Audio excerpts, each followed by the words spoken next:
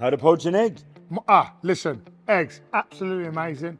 Full of protein, full of good fats. You quite literally can't eat enough of them. And if you are eating them, try and do yourself a favour.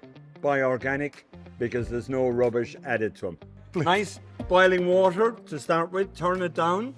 A little bit of white wine vinegar, dash of salt, pop it in, and then just leave it do its thing. Leave it come back up, don't let the water boil, and just leave it there. That's going to take a couple of minutes. I always get nervous when I poach my eggs, so Don't, they're dead.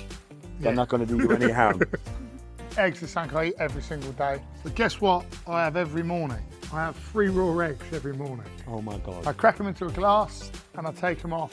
They are so good for you to eat. Obviously, like Liam said, I only have organic eggs. Yeah, and an interesting fact, see this big little mushroom? There's 4 grams of protein Wow, sitting right there. really? Yeah. I didn't know that. You've got vitamin D in it as well. I didn't know that. Is that 4 grams of protein? It's because I'm a fun guy. Really? Look at this face. Would you buy a used car off me? I would somehow. I think I'd regret it.